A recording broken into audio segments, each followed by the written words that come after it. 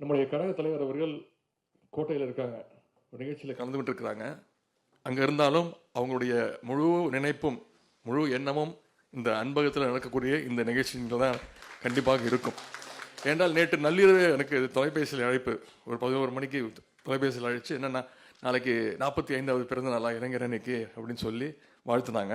அதே போல் இன்றைக்கி காலையில் 8 மணிக்கெல்லாம் தொலைபேசியில் அழைத்து என்னுடைய வாழ்த்துக்கள், இளைஞர் அன்னைக்கு என்னுடைய வாழ்த்துக்கள் அப்படின்னு சொன்னாங்க. தலைவர் எந்த பொறுப்புக்கு போனாலும், எந்த மிகப்பெரிய பொறுப்பு அடைஞ்சாலும், மாநாட்டில் நான் சொன்னேன்ல, இந்த இளைஞரணி மாநில இளைஞரணி செயலாளர்ன்ற பதவி எப்போவுமே இந்த எங்களுடைய இளைஞரணிக்கு பிராண்ட் அம்பாசிடர்னா அது நம்முடைய கழக தலைவர் அவர்கள் தான். அதைத்தான் அவரும் விரும்புவார். என்றால் அவர் உழைச்சிருக்கிறாரு. இன்னைக்கு இந்த இவ்வளோ பெரிய பொறுப்புக்கு வந்திருக்கிறாருன்னா இளைஞரணி தான் அதற்கு அடித்தளமிட்டது. இங்கே நிறைய பேர் உள்ளாட்சி பொறுப்புகளில் நிறைய முக்கியமான பொறுப்புகளுக்கு வந்திருக்கிறீங்க. மக்களால் தேர்ந்தெடுக்கப்பட்டு, இதுவும் நியமன பொறுப்பு கிடையாது, மக்களால் தேர்ந்தெடுக்கப்பட்டு. அதே போல் மாவட்ட செயலாளர்களாக எனக்கு பல பேர் வந்திருக்கிறாங்க, ஒன்றிய செயலாளர்களாக பல பேர் வந்திருக்கிறாங்க, சட்டமன்ற உறுப்பினர்களாக, அமைச்சர்களாக, முதலமைச்சராக வந்திருக்காங்கன்னா அது இந்த இளைஞரணி போட்ட இளைஞரணியில் அந்த உழைப்புக்கு கிடைத்த அந்த அடித்தளம் தான். எனவே இன்றைக்கு இந்த முரசொலி சமூக வலைதளங்கள் துவங்கி இருக்கிறோம்.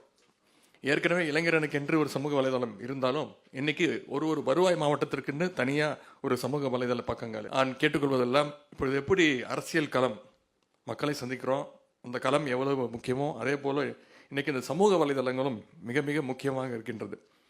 குறிப்பாக பாரதிய ஜனதா கட்சி வெறும் பொய்களையே பரப்பி, பொய்யையே பேசி மட்டுமே அரசியல் பண்ணிக்கிட்டு கொண்டிருக்கிறார்கள். ஆனால் நம்முடைய இயக்கத்திற்கு தான் இந்த வரலாறு இருக்கின்றது, திராவிட இயக்க வரலாறு.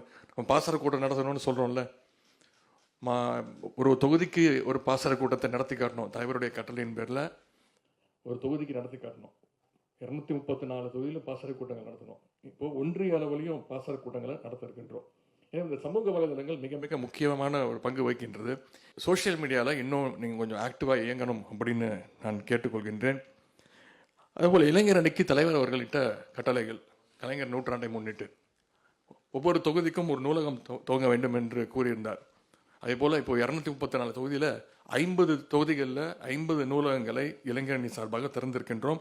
இங்கே பேசிய பல பேர் தீர்மானம் எல்லாம் நிறைவேற்றினீங்க.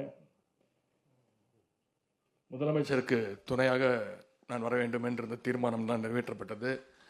பத்திரிகைகளில் வருகின்ற, நான் பேசி முடிக்கல, பத்திரிகையில் வருகின்ற கிசுகிசுகள், வதந்திகள் எல்லாம் படிச்சுட்டு இது நடக்க போதோ, அப்போ நம்ம ஒரு கோல் போட்டு வச்சுருவோம், துண்டு போட்டு வச்சுருவோம் அப்படின்ற அடிப்படையில் இங்கே பேசியிருக்கிறீங்க. எப்படி தலைவர் எந்த பொறுப்புக்கு சென்றாலும் அவர் மனதிற்கு, அவர் பலமுறை சொல்லியிருக்கிறார், அந்த இளைஞரணி செயலாளர் என்ற அந்த பொறுப்பு தான் அவருக்கு மனதிற்கு மிக மிக நெருங்கிய பொறுப்பு.